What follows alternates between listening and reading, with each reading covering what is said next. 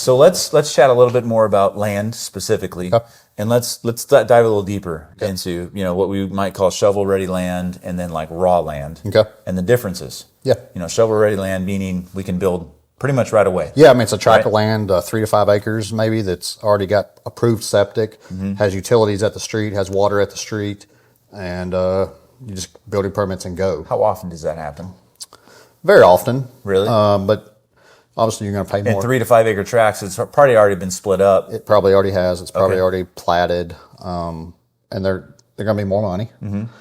But you might find 10 acres that doesn't have all of that. That is a good deal.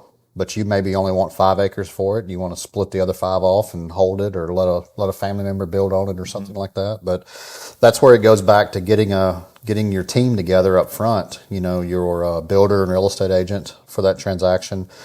Having those connections. Let's face it, septic is one of the most time-consuming issues, regardless of what county. I spent a lot of time on septic. Right. It's an interesting thing for Yep. sure, and I don't think people think about that, especially if you're coming from a tract home, Correct. right, where you just never had septic before. Right. And septic's very common in Tennessee. Yeah. And it's nothing to be scared of, but that builder may have a relationship with a soil scientist where they can get them in there in a couple of weeks, versus if you just cold call that soil scientist, it's a 6-month wait time. So again, choosing your builder first and letting that builder be boots on the ground for you and helping you with that process, and identifying on that raw land what those costs are, those infrastructure costs. Because if you don't get the right advice, that raw land may end up costing you more than that shovel ready land.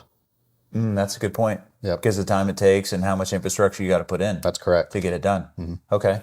And that's 6 months potentially for the what do you call it? Soil scientist. Yeah, so 6 months potentially for the soil scientist, but then you have that done. Now you potentially have to now wait on permitting, Correct. right? That's And another. depending on what county, permitting can be a year in Williamson County and getting it designed and everything, versus Murray County, where maybe it's a conventional system and you just turn in the state and you get a permit in a week.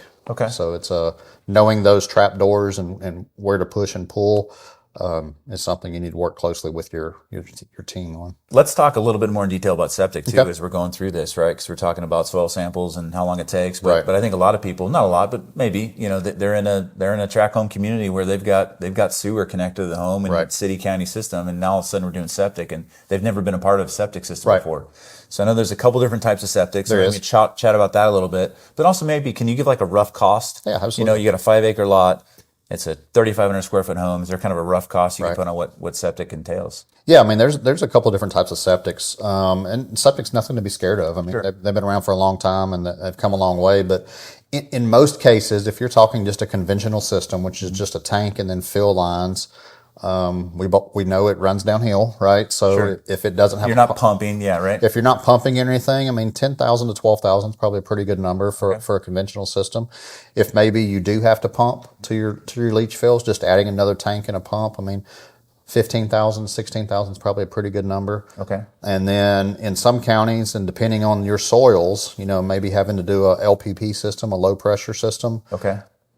it could be 20 to 25,000. I tell anybody wanting to build in Williamson County, Okay. assume $50,000 on top of it, because you're going to have a different type septic system and you're going to have the educational impact fees. And Okay. that's one of the reasons the schools are so good, because they pay for them. Okay. So yeah, Got it. So Williamson County, it's an absolutely great county to build in. absolutely. A lot of experience doing it. It just can be more expensive. It can. They got some of the best schools in the nation, and they have an educational impact fee on every new residential construction that's paying for that education. And then they have a different way of looking at septics, and usually you're not getting a conventional system. You're having to put a low pressure system in, or something that's a lot more costly. Okay. But it's better for the environment over the long run. Awesome.